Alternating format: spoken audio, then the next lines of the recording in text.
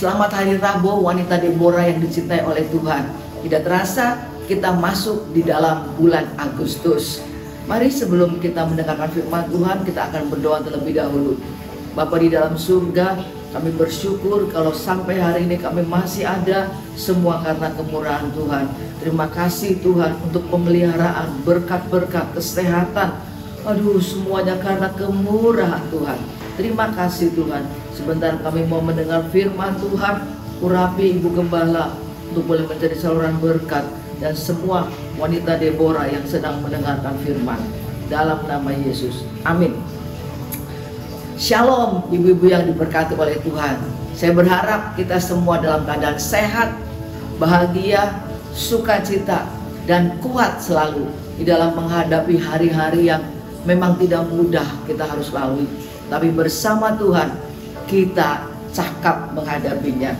Tema firman Tuhan pada hari ini saya beri judul Kui anak Esopo, atau itu anaknya siapa. Saya ambil dari 1 Samuel pasal 17 ayat 55 sampai 58. Ketika Saul melihat Daud pergi menemui orang Filistin itu, berkatalah ia kepada Abner, panglima tentaranya, "Anak siapakah orang muda itu, Abner?" Jawab Abner, "Demi tuanku hidup ya Raja, sesungguhnya aku tidak tahu." Kemudian Raja berkata, "Tanyakanlah, anak siapakah orang muda itu?" Ketika Daud kembali sesudah mengalahkan orang Filistin itu, maka Abner memanggilnya dan membawanya menghadap Saul. Sedang kepala orang Filistin itu masih ada di tangannya. Kata Saul kepadanya, "Anak siapakah engkau?" "Ya, orang muda." Jawab Daud, "Anak hamba tuanku Isai, orang Bethlehem itu." Ayat-ayat ini adalah dari kisah Daud melawan Goliat. Biasanya kisah Daud dan Goliat kita mendengar tentang bagaimana hebatnya Daud mengalahkan Goliat, bagaimana Goliat mati terpenggal kepalanya, kalah. Kita mendengar dari sisi itu selalu. Tapi kita lupa bahwa ada sisi lain yang mungkin orang jarang mengupas tentang masalah ini, yaitu tentang Saul bertanya tentang Daud, "Anak siapakah orang muda ini? Anak Esopo orang muda ini." Kenapa? Karena Saul melihat Daud begitu berani orang muda ini. Sementara semua pasukan Israel, semua rakyat Israel ketakutan ketika mendengar tantangan dari Goliat. Gak ada yang berani. Tapi tiba-tiba ada seorang pemuda remaja, Daud, kok berani. Bahkan dia dengan suara berani berkata bahwa aku datang di dalam nama Tuhan. Saul menjadi kaget, Saul menjadi tercengang. Dan timbullah perkataan atau pertanyaan ini, "Anak siapakah orang muda itu?" Dia bertanya sampai ada 3 kali di dalam ayat-ayat tadi. Sampai Saul kembali bertanya kepada Daud, "Anak siapakah engkau, hai orang muda?" Ibu-ibu yang dicintai oleh Tuhan, ternyata seringkali kita melihat sikap seseorang dan kita melihatnya ada peran di balik semua ini. Ada peran orang tua di balik perbuatan si anak. Seringkali kita melihat ada orang muda yang berhasil, ada orang muda yang sukses, lalu kita bertanya, "Anaknya sopo ya itu?" Atau "Anaknya siapa ya dia itu?" Atau sebaliknya, ada orang yang hidupnya kacau, jahat, perampok, masuk penjara, anak muda. Lalu kita bertanya, siapa orang tuanya? Anaknya sopo itu? Ibu-ibu yang dikasih oleh Tuhan, karena seringkali apa yang orang tua lakukan, anak kita meniru. Seringkali apa yang orang tua yang orang tua berikan dalam hidup sehari-hari, itu yang anak-anak itu melakukannya juga. Saya beri contoh di dalam dunia kita sehari-hari. Kalau orang tuanya politikus, anaknya politikus. Kalau orang tuanya dokter, suami istri, ayah ibu dokter, anak-anaknya dokter. Ada yang dokter umum, dokter gigi, bahkan ada beberapa sanak saudara dokter semua. Ada yang orang tuanya pedagang, anaknya ikut pedagang juga.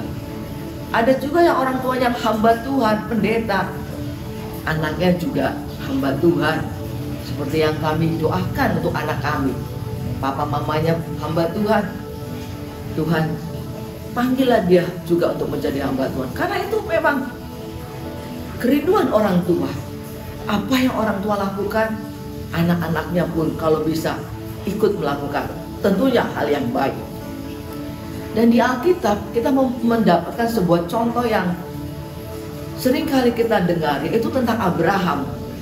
Abraham, dia kalau kita pelajari dalam Kejadian pasal 12 ayat 7 ayat 8, Kejadian 13 ayat 4 ayat 18, di situ dikatakan bahwa Abraham mendirikan mezbah, menyembah Tuhan. Dan ibu-ibu tahu, Ishak anaknya juga melakukan hal yang sama. Ishak pun mendirikan mezbah. Kejadian 26 ayat 25. Apa yang Abraham lakukan? Ishak melakukan. Abraham mendirikan mezbah, Ishak mendirikan mezbah. Abraham juga pernah berbohong. Dia berkata kalau Sarah adalah adiknya. Ibu-ibu tahu, Ishak juga ikut pola ayahnya. Ishak juga berbohong, mengatakan bahwa istrinya itu, Ribka itu adalah saudaranya. Ada yang kedua ya, contoh kedua ya ibu. Contoh yang ketiga, Abraham mengalah. Ketika Abraham disuruh memilih oleh Tuhan, Abraham bilang sama Lot ponakannya, kamu pilih dulu aja, kota mana yang kamu pilih. Mengalah, padahal Abraham lebih tua. Ibu tahu, Ishak pun mengalah. Ishak ketika pegawai-pegawainya ribut sama pegawainya Raja Gerar, Ishak mengalah.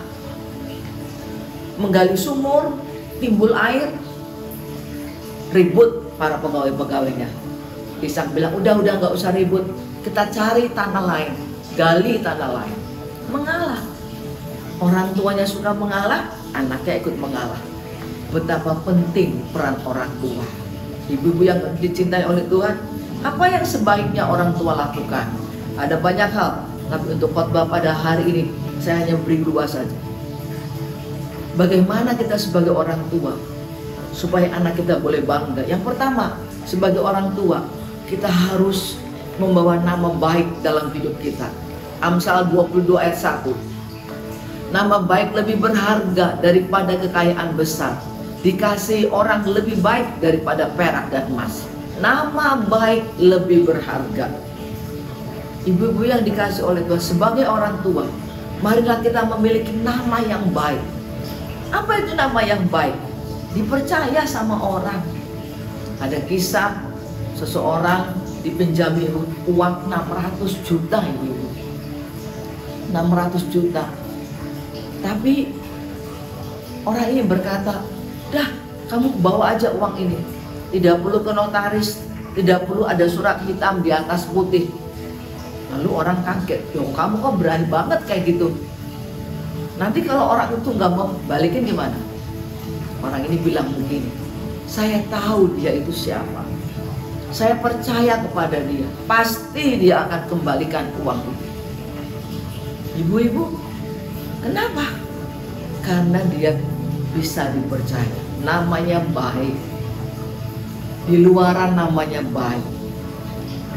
Ibu-ibu jangan sampai kita di luar itu nama kita kurang baik. Oh, anaknya siapa? Anaknya si A. Oh, itu ibunya itu sangat galak, ibunya itu sangat cerewet. Ibunya itu bermisi kata pelakor,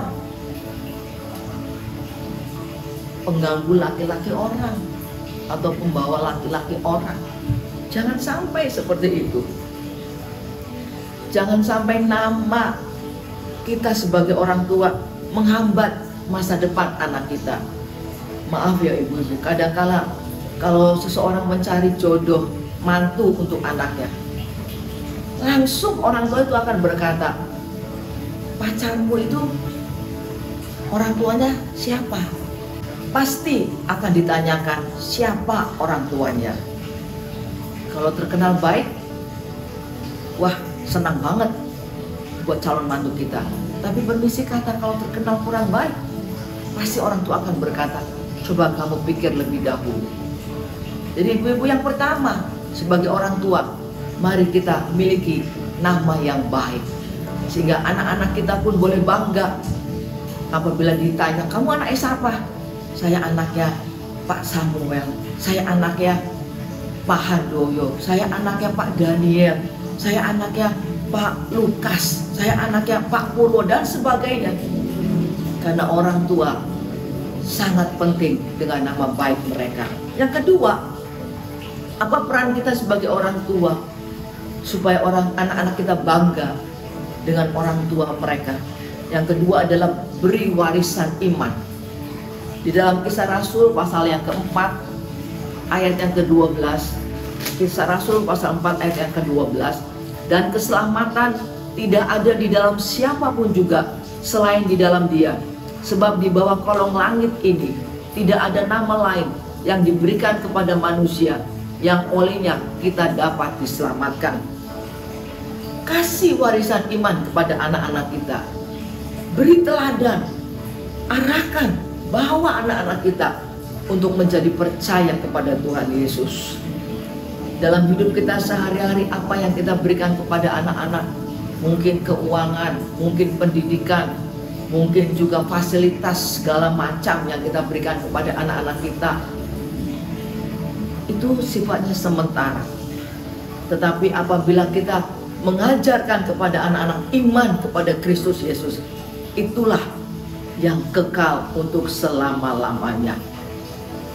Kalau kita mengajarkan kepada anak-anak, apa-apa kita berkata doa, tanya Tuhan, baca firman, itu benar ibu-ibu. Walaupun mungkin anak-anak bosan, tapi biarkan, arahkan anak-anak kita kepada iman kepada Tuhan, firman, doa, baca firman, dengar apa kata firman, apa kata Tuhan. Dan itu yang akan menjadi pegangan dalam hidup anak-anak kita, supaya anak-anak kita tidak mudah jatuh ke dalam dunia yang penuh dengan kegelapan di hari-hari terakhir ini. Sehingga dimanapun anak-anak kita berada, anak-anak kita boleh kuat karena punya pegangan iman kepada Tuhan Yesus Kristus.